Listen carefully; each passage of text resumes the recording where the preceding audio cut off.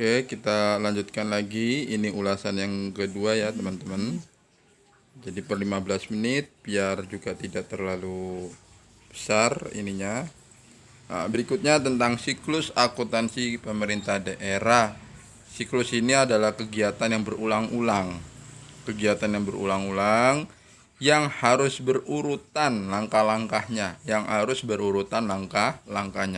Dan ini yang digunakan di dalam praktek akuntansi di pemerintahan daerah. Pertama, dimulai dari akuntansi anggaran. Kedua, akuntansi realisasi anggaran. Ketiga, pencatatan di buku besar dan buku pembantu. Keempat, pembuatan neraca percobaan. Kelima, penyusunan jurnal penyesuaian dan penutup. Kelima langkah ini tidak boleh acak.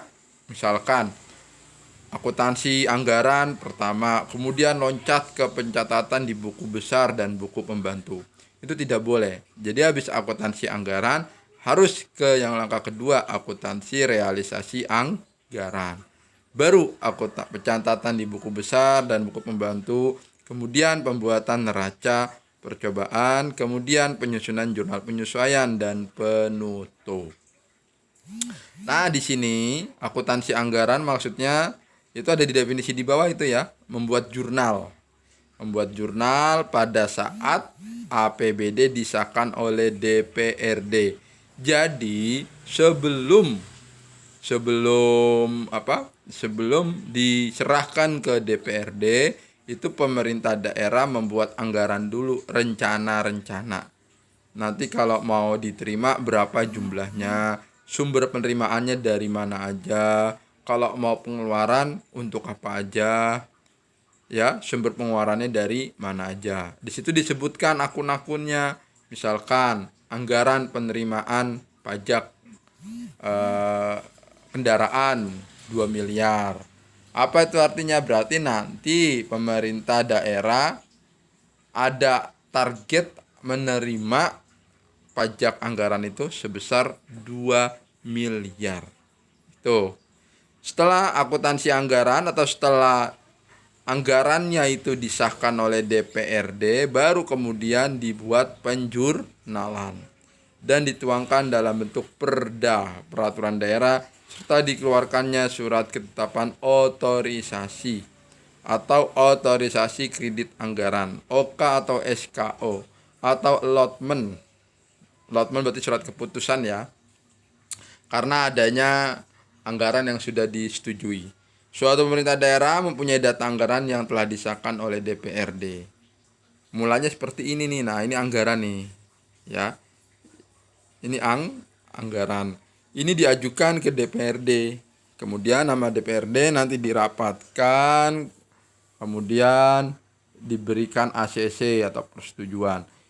Contoh aja ya, ini singkat aja. Pendapatan pajak daerah itu kan dianggarkannya 250 juta. Nah, yang disetujui sama DPRD ini harus naik, tidak bisa 250 juta aja. Harus naik 255 juta. Nah, maka diizinkannya ini.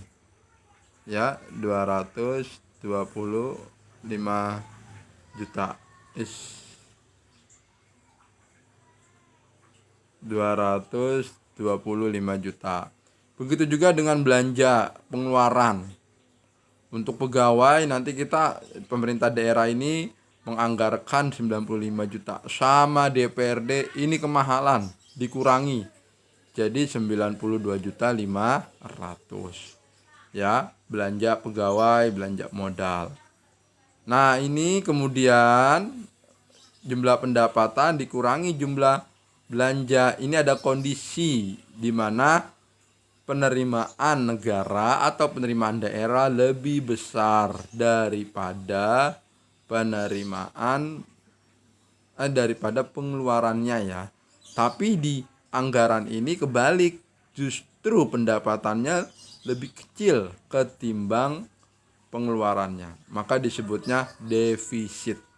Pendapatan lebih kecil daripada pengeluaran disebut defisit. Kalau pendapatan lebih besar daripada pengeluaran disebutnya surplus. Itu ya, disebutnya surplus. Berikutnya itu ada penerimaan pembiayaan, penggunaan silpa, pinjaman dalam negeri, ya, dan lain sebagainya. Nah, ini yang sudah dianggarkan dan yang OK itu yang disetujui.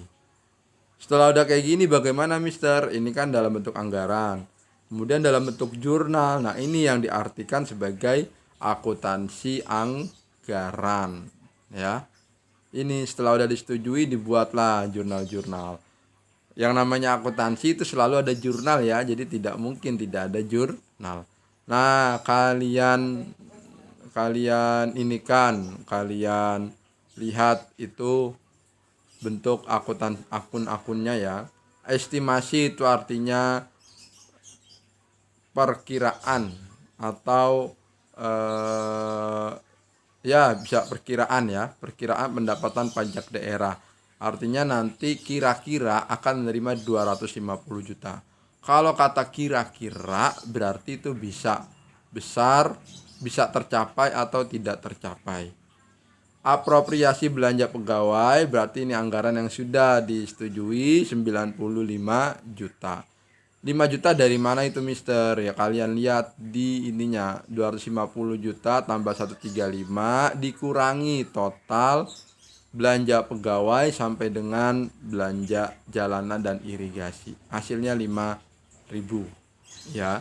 Nah, 5.000 itu masuk ke dalam akun surplus atau defisit tahun berjalan. Dapatnya dari situ. Penggunaan silpa 15, estimasi pinjaman dalam negeri 20. Nah, ini ada yang di dalam tabel semua. Kolom-kolom yang ada di sini, jurnal-jurnal yang ada di sini adalah yang ada di tabel sini, ya. Yang ada di tabel sini dipindahkan, dibuat jurnal ke dalam bagian kolom-kolom ini.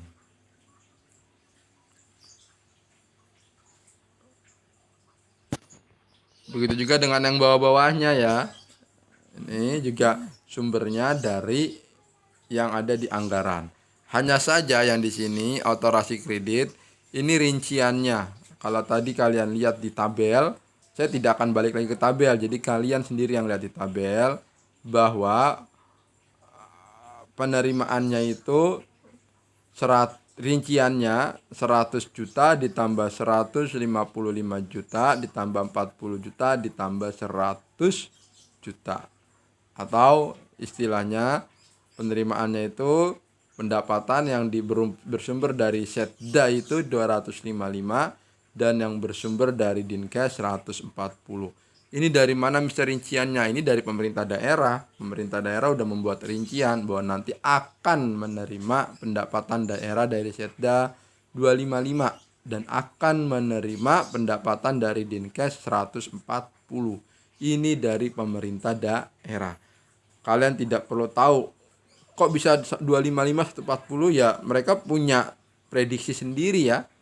Punya prediksi sendiri. Cuman kalau kalian taunya hanya sebatas ini adalah rinciannya. Otorisasi kredit anggaran ini adalah rincian yang ada di anggaran APBD untuk penerimaan atau pendapatan. Itu rinciannya. Begitu juga dengan yang belanja. Nah, rinciannya ada di sini. Ya, rinciannya ada di sini, totalnya ada di tabel yang pertama. Begitu juga dengan yang ini, ya. Itu. Berikutnya, jurnal penerimaan kas ini adalah jurnal yang berfungsi untuk mencatat semua sumber dana, sumber penerimaan dana ya. Jadi ada nama lain dari kas itu dana. Sama aja dana dengan kas. Kalau dana itu kan uang secara umum. Kalau kas sudah masuk ke dalam sudah masuk ke dalam bagian di kantor kas. Berarti dana tersebut difungsikan, digunakan untuk membiayai operasional. Itu kenapa disebut kas. Berikutnya, jadi ingat-ingat ya teman-teman, kalau jurnal penerimaan kas berarti jurnal yang difungsikan untuk mencatat sumber penerimaan uang atau sumber penerimaan kas atau dana. Bagaimana jurnalnya Mister? Nah ini kas di kas daerah. Harus selalu dikatakan ya kas di kas daerah. Kalau misalkan pemerintah kabupaten, kas di Pemkab. kas di Pemkab misalkan Bandung, kas di Pemkab misalkan Bekasi ya. Misalkan pemerintah Kabupaten Bekasi menerima pendapatan pajak kendaraan 2 miliar. Pemerintah Kabupaten Bekasi menerima pajak kendaraan bermotor 2 miliar. Jurnalnya bagaimana ya? Jurnalnya kas di kas daerah 2 miliar di debit, kas di Pemkab Bekasi 2 miliar di debit. Pendapatan pajak kendaraan, pajak daerah, strip pajak ini ya, pajak kendaraan 2 miliar. Nah, seperti itu. Jadi jangan kas di kas dengan kas aja ya, atau kas di bank ya, bukan seperti itu. Berikutnya jurnal pengeluaran. Ini jurnal-jurnal yang digunakan untuk mencatat semua pengeluaran, pemakaian dana, pembayaran gaji pokok, pembayaran pemakaian listrik, perjalanan dinas ya. Disebutnya belanja ya, bukan beban. Apa bedanya belanja dengan beban? Kalau belanja kan dipakai untuk kesejahteraan, kemaslahatan masyarakat. Kalau beban itu pengeluarannya dipakai untuk mendapatkan penghasilan. Pengeluarannya dipakai untuk mendapatkan penghasilan. Itu bedanya. Pemerintah daerah diselenggarakan bukan untuk mendapat penghasilan, tapi mensejahterakan masyarakat, mensejahterakan rakyat atau daerah tempat pemerintah daerah tersebut berlangsung. Kemudian jurnal umum, ini jurnal yang bisa mencatat penerimaan dan pengeluaran. Bisa mencatat penerimaan dan pengeluaran. Nah, contohnya seperti ini nih. Ya, tagihan penjualan angsuran diinvestasikan dalam aset lainnya, diinvestasikan dalam aset tetap pada peralatan dan mesin. Nah, ini yang nomor 1, ini jurnal ketika ada penjualan aset ya. Kalau yang nomor 2 ini jurnal ketika ada pemberian aset.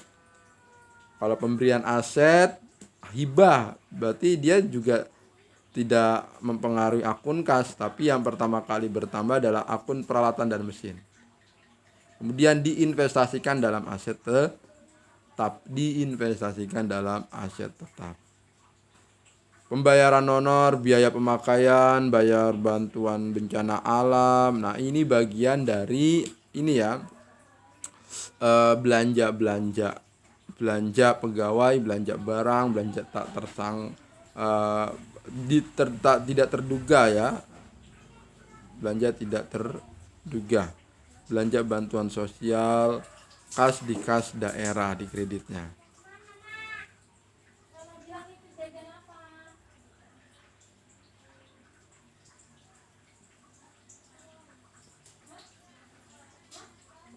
Ini jurnalnya seperti ini bentuk dari transaksinya ya. Transaksinya seperti ini, minggu lalu sudah pernah kita bahas. Nah, ini rincian-rinciannya, kalian cukup memahaminya gampang aja ya. Kalau setiap ada pengeluaran, dilihat itu pengeluarannya apa, buat apa. Kalau beli kendaraan ya berarti belanja kendaraan. Kalau buat kalau buat gaji berarti belanja pegawai. Kas di kas daerah. Kalau kita di pemerintah kabupaten berarti kas di kas Pemkab Bekasi. Kas di kas Pemkab Bekasi, itu jangan lupa. Kemudian kalau untuk penerimaan, kas di daerah dan pendapatan pajak daerah. Strip pajak hotel. Nah, strip pajak hotel ini adalah keterangan pajak daerahnya apa sih sumbernya? Oh, pajak hotel. Ya. Pendapatan pajak daerahnya sumbernya dari pajak hotel. Sama di sini debitnya juga kas di kas Pemkot. Kas di kas Pemkot Bekasi. Berikutnya ini kalau ada belanja ya, kalau ada belanja atau beli peralatan berarti belanja peralatan dan mesin.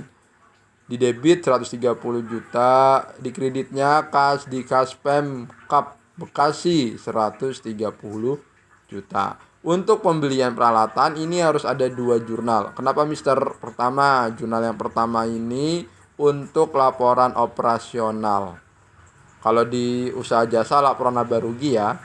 Belanja itu kan hampir sama dengan beban, cuman beda fungsinya. Kalau belanja buat maslahat, kalau beban buat penghasilan. Kemudian jurnal yang kedua, peralatan dan mesin, ini menunjukkan bahwa ada penambahan peralatan. Ada penambahan peralatan dan mesin. Taunya dari mana, Mister?